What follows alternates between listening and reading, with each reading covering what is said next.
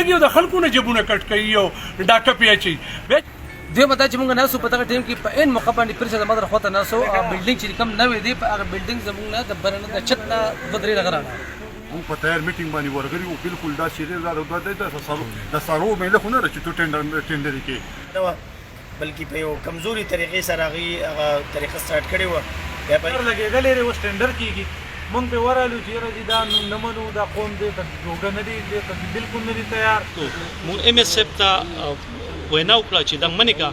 دا مکوه هغه موږ ډېر په افسوس سره دا خبره کوو چې د بټخي د غټ هسپتال چې دا د ملکن ډیویژن د ټول غټ هسپتال دی نن د دې ټینډر کېدو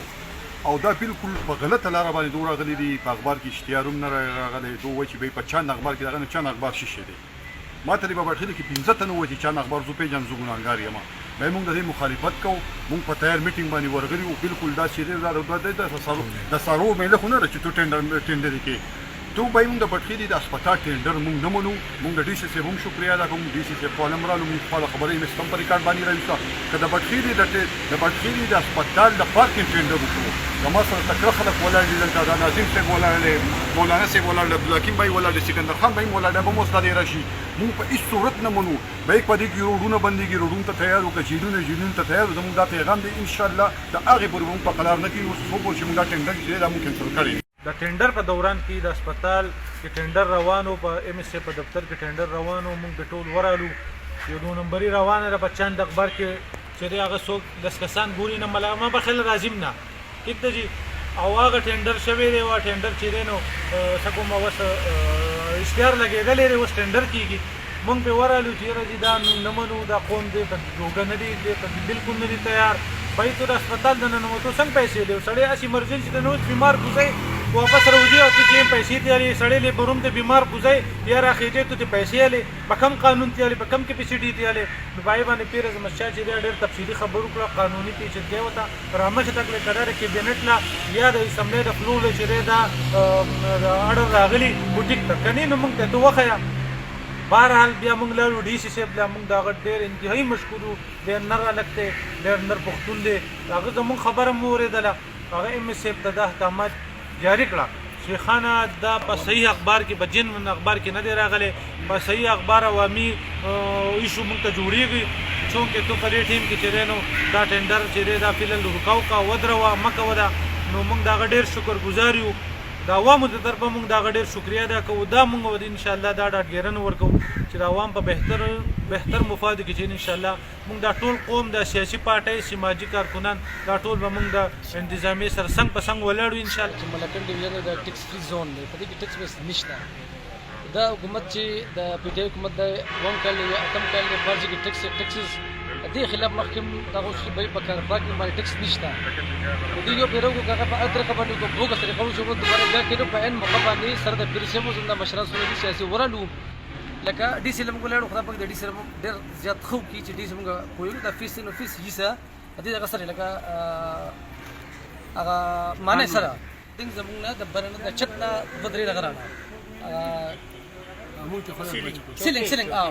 چوکۍ رالی الله تعالی دې موږ بشکړو په ان مقابله د پی ټی آی د او مشاسب پر څه په دغه 15 وی دا تاسو کار دی او الله تعالی تاسو په ارزګ راکړي کنه شرمای نو دا چې موږ لګیو ته موږ ټیکس نمبر په دا ټول ټیکس نهستي او دا ټینډر ځل لکای یک هزاران دا غوښتو په چان اخبار کې دا ایڈورټایز لګولیو دا موږ مخالفت کو موږ ام اس اف ته وینا وکړه چې دا منی کا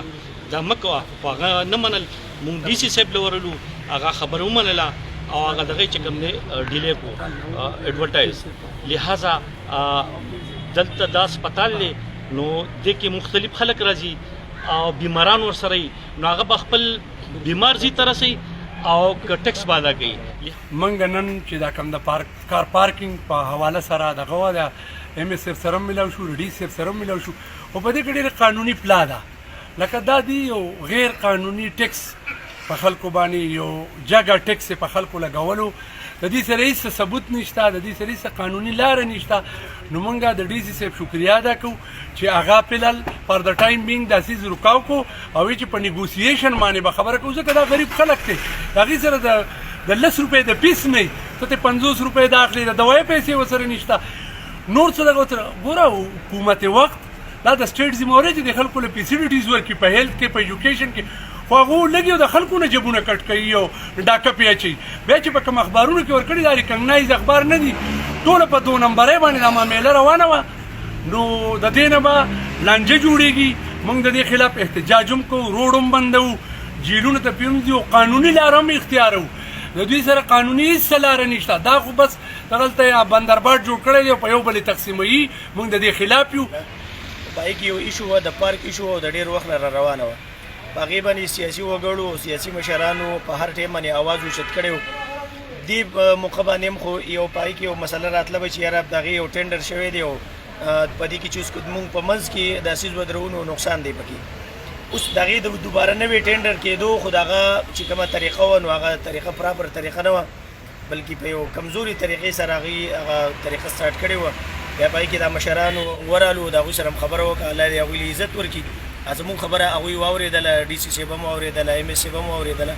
او هغه څیز روکاو شو انشاءالله آینده دپاره به ټول عوامو ته یو خوشخبري مونږ اورو چې یاره هغه ظلم او زیاتي هغه کومه دروازه به بندي شي